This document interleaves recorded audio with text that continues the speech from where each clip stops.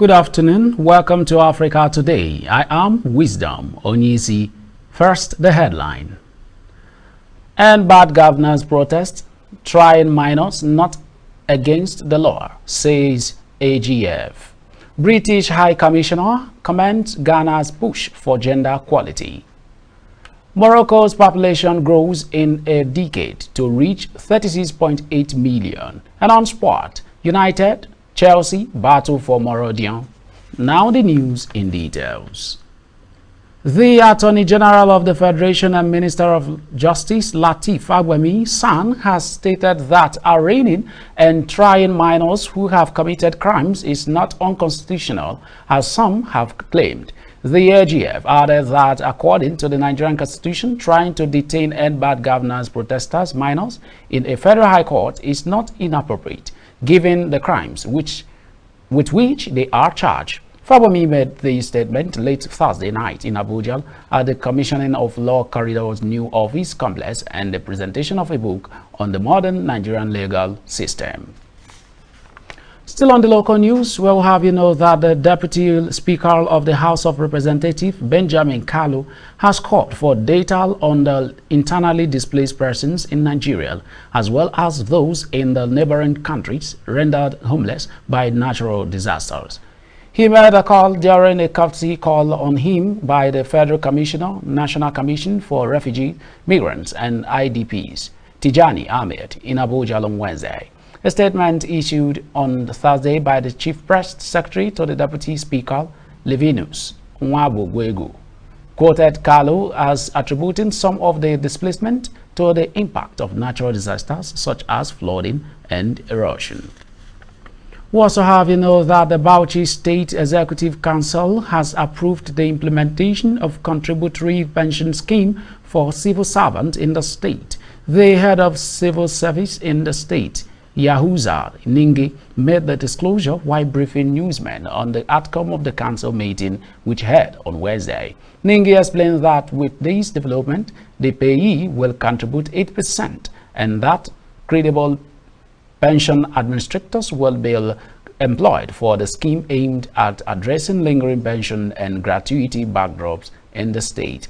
He confirmed that negotiations for the payment of new minimum wage for the state workers are at advanced stage, assuring workers that the state government remains committed to welfare. Barely a week of the governorship election in Ondo State, the Inspector General of Police Kayode Botukon has expressed assurance that the poll would be free of violence, as the police would be on ground to avert the breakdown of law and order. The IGP also disclosed that the total of 22,239 officers and men would be deployed to ensure adequate security of lives and property before and during and after the November 16th poll. Ebatoko disclosed this at the stakeholders meeting on the 2024 Ondo State governorship election held in Akure, the capital. The meeting was organized by the Independent National Electoral Commission. Now I will return news from other parts of West Africa. Please stay with us.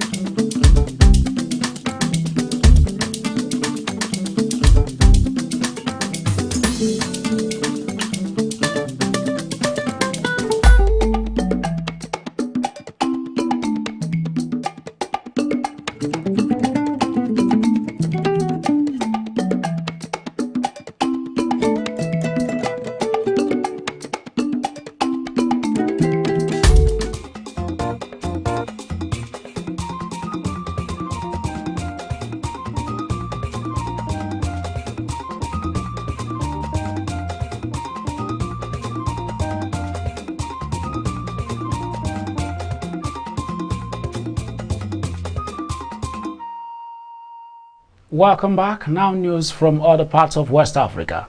British High Commissioner Harriet Thompson has highlighted the strong bond between the two nations that shared democratic values and the steps Ghana has taken to empower women. Addressing attendees at the King birthday celebration in Accra, she praised Ghana's recent strides in gender equality, especially with the passing of the Affirmative Action and Gender Equality Act, which aims for 40% of public offices to be held by women. Ghana took a historic step by finding the Affirmative Action and Gender Equality Act into law, setting a goal of 40% of public offices held by women. She noted that both Ghana and the UK were advancing towards greater gender representation, with the UK parliamentary elections seeing an all-time high of 40% women prime ministers. Now we move to other parts of Africa after this break. Please stay with us.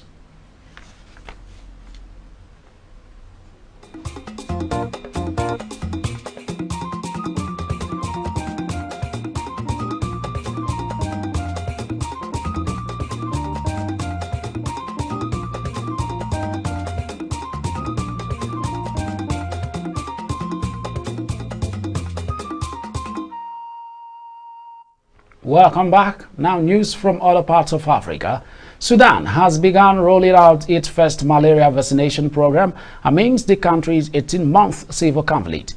Vaccines will be administered to around 148,000 children under the age of 12 months in 15 sites in the Giderf and Blue Nile states. Sudan is among the first 16 African countries to introduce the malaria vaccine.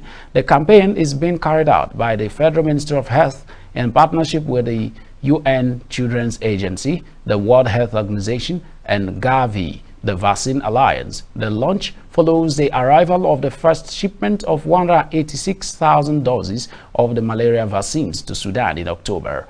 The vaccine is set to be introduced in 129 sites across the country in 2025 and 2026. Well, we know that thousands protested once again Thursday, November 17th in Mozambique capital over the outcomes of October 9th presidential poll, which extended the rule of the Frelimo party. Security forces responded by firing tear gas and rubber bullets. Human Rights Watch has said the internet is being restricted and social media sites blocked. Amnesty International said on Wednesday that at least 20 people have died and hundreds more have been injured and arrested since the beginning of the protest in late October. Opposition leader Venancio Mondlane, who came in second in the presidential election, has reportedly fled the country. Prominent members of the party were killed before election results were proclaimed.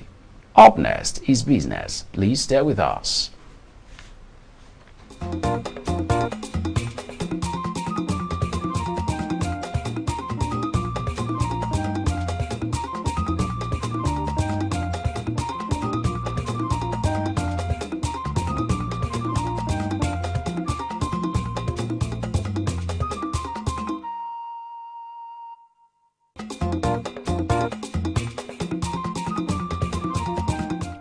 Welcome back. Now to business news. After depreciating to 1,681 naira a day before, the naira appreciated on Thursday, closing at 1,639 naira to $1. The local currency hit an all-time high of 1,681 naira following increased demand in the foreign exchange market.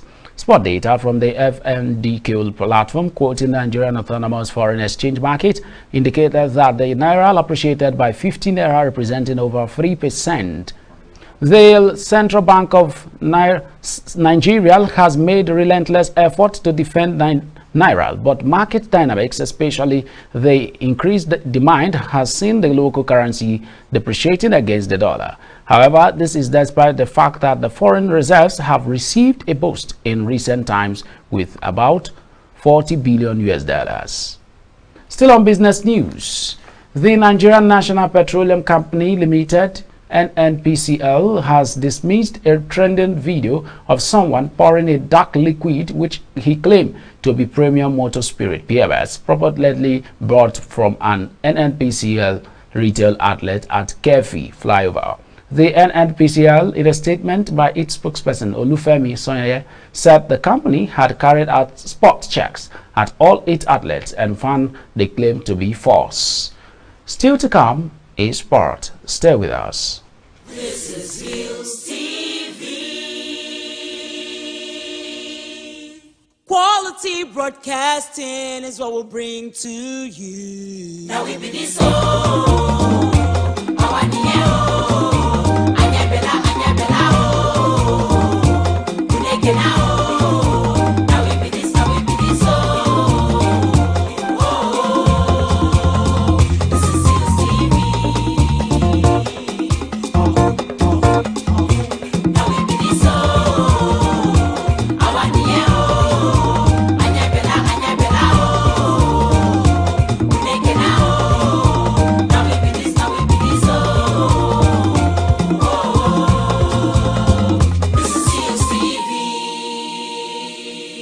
Hillstv, Poker.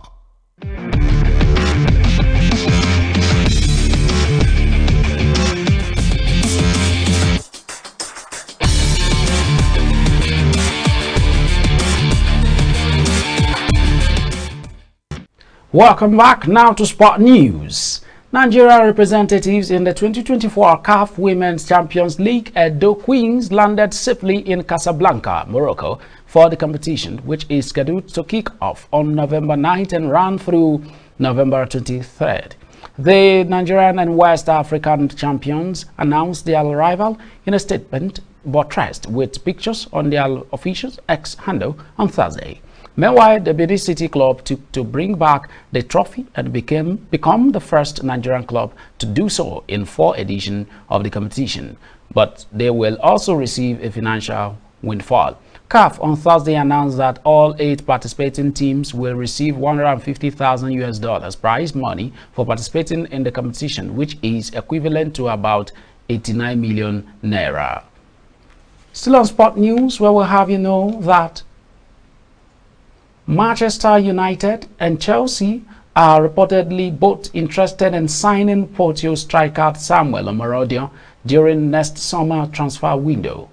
Chelsea were heavily linked with a 20-year-old during the recent transfer market and allegedly agreed a €25 million fee with Atlético Madrid, but a proposed move to Stamford Bridge fell through.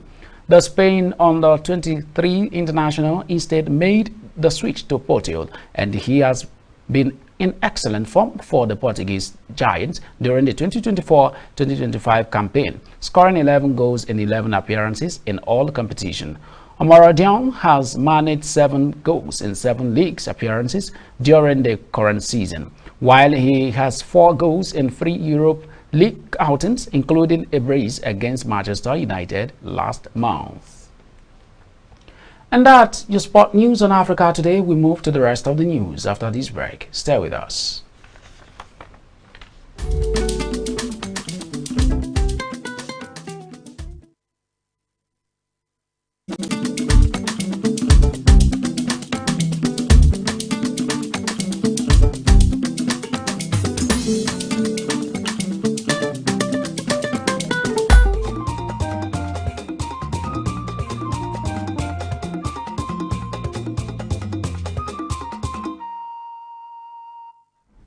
Welcome. Now the rest of the news.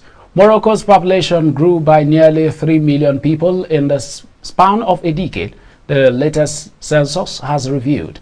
About 36.8 million Moroccans were numbered by September 1st, 2024.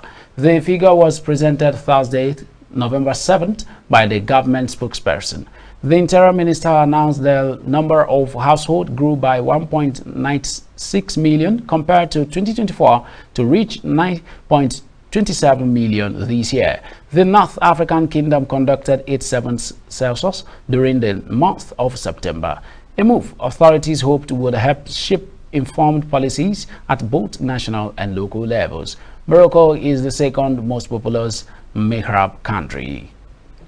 And that's Africa Today. But before we go, here are the headlines again. We told you that end bad governance protests trying minors not against the law, says AGF. We brought to you that British High Commissioner commends Ghana's push for gender equality. We informed you that Morocco's population grew in a decade to reach 36.8 million. And on sport, we informed you that United Chelsea battle for Mourinho. Remember to visit us on Facebook at Hillstv Abuja, Instagram at Hillstv Abuja, and subscribe to our YouTube channel at Hillstv. I am Wisdom Onizi. Thanks for watching.